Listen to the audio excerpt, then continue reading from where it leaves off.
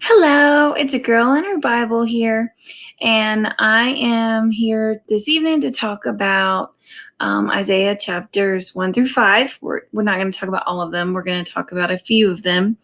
And sorry if the video quality is not that great. I'm trying a different thing with my computer because it was really hard to kind of hold my phone, so I'm trying to figure that out.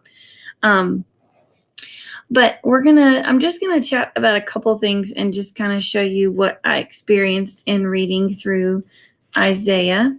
Like I said, this is the Bible I'm using.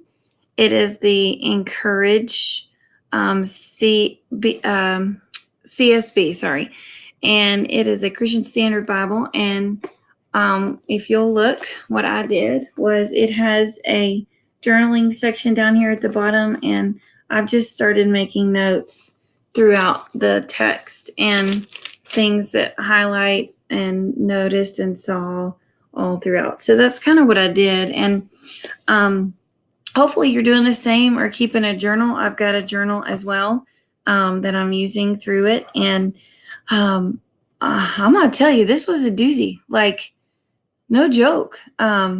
Isaiah is a book that is deep and hard. And I was reading 1 through 5 and I was like, I don't know what half of this is saying. And I'm like, Lord, why am I called to do this? But again, the affirmation just keeps coming. So I'm going to keep doing it. And whoever listens and follows along, hopefully you are, spoken to by the Lord through this mess of a person who's sharing. So I just want to kind of go through Israel right now in Isaiah's time was in trouble a little bit. There were two kingdoms going on. You had the northern kingdom, which was Israel, and you had the southern kingdom, which was Judah. And I'm reading my notes. Sorry, I didn't memorize it all. But the northern kingdom was trying to be attacked by the Assyrians at the time. And instead of looking to God for protection, they looked to Egypt. And that was bad. God allowed them to be defeated at the time because of this. And the southern kingdom of Judah was also being threatened, and they did look to God for help, and God rescued them, but it was very short-lived because they kind of went back to their ways, and the Babylonians came in later and invaded and put them in exile. One thing I learned in studying is that Isaiah is quoted, according to my research, more than any time in the New Testament. More than any book in the Old Testament and in the New Testament. Does that make sense? Okay, so it is an Old Testament book that is quoted the most in the New Testament. Sorry, because there's so many prophecies in it of the day of the Lord and of Christ. So that was really cool. I didn't know that. Chapter 1 is supposed to be the scene of a courtroom, and the Lord is the plaintiff and the nation of Israel is the defendant. And as I was reading through it, one of the things that stuck out to me so much was verse 11, because it said, "What are all your sacrifices to me?" asked the Lord. "I've had enough of burnt offerings and rams and of the fat of a well-fed cattle. I have no desire for the blood of bulls and lambs or male goats. When you come to appear before me, who requires this from you, this trampling of my courts? Stop bringing useless offerings to me. Your incense is detestable to me." And it goes on and it talks about that, but that is saying that God does not want our ritualistic religion. He doesn't want us to bring a sacrifice because we're supposed to sacrifice. He looks at our heart, and Isaiah is talking about that from the perspective of God, because the Lord wants our heart. He looks at our heart. He wants us to want to do those things, not because we have to, or to look good or anything like that. So that kind of stuck out to me in chapter 1. In chapter 2, there were some things I didn't really understand, to be honest. But I did know that in verses, let's see, 11 through 18, kind of talks about the day of the Lord when he will come. And it says, for a day belonging to the Lord of armies is coming, and all of these people that are proud and lofty will be humbled. All of these things will happen, and the Lord alone will be exalted on that day. I think about that day so much, wondering, like, like I look up in the clouds and you kind of see like it's splitting, and I wonder, am I about to hear a trumpet? But I know that that's not always the case, but as of yet. But it's cool to think about that day is coming and we're waiting on it. And so many prophecies have been told about that, part of them from Isaiah. One of the things I thought about when reading chapter 3, this is what I wrote. Wow, lots of sadness and destruction. It is not an uplifting book at all. God does get angry, but the righteous will be okay.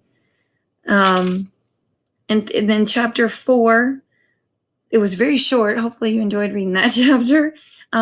Talks about the day the Lord will create a cloud of smoke by day and a glowing flame of fire by night over the entire site of Mount Zion. It reminded me of Egypt when he did that for his people in the Exodus. He is going to do that again. It was talking about when the temple was rebuilt and his presence would be there again. So that, or also will be again at the temple. But chapter 5 is kind of where I want to camp this last part of our session tonight, because there was a heaviness in my heart when I read some of it. And verse 13 says, therefore my people will go into exile because they lack knowledge. This was a prophecy of the exile of the Jewish people, and I'm not sure who it was. I believe it was Babylon. But then if you keep reading, it just broke my heart when we got to this part in verse 20, because to me this sounds like us. It sounds like our world right now. And it says, woe to those who call evil good and good evil, who substitute darkness for light and light for darkness, who substitute bitter for sweet and sweet for bitter. Woe to those who consider themselves wise and judge themselves clever. Woe to those who are heroes at drinking wine, who are champions at alcohol, who acquit the guilty for a bribe and deprive the innocent of justice.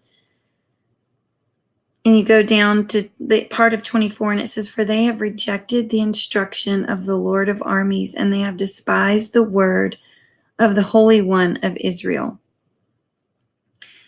It just sounds so much like our world, where everything seems upside down, like the good is losing and the evil is winning, and so many things seem backwards.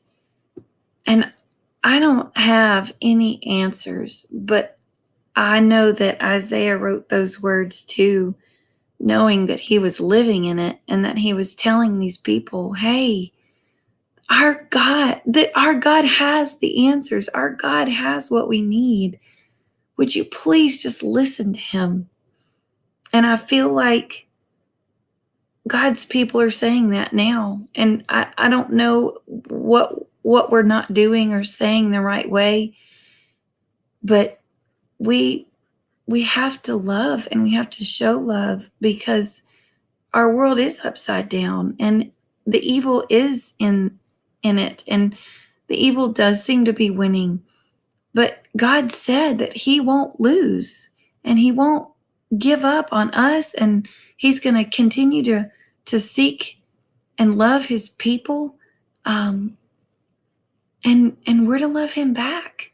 And to love him is to be obedient. And by being obedient, we must share the word of God, so that people who are upside down and their hearts are hurting or missing something, missing that hole that we were built for to worship God, is filled by the only thing that can fill it.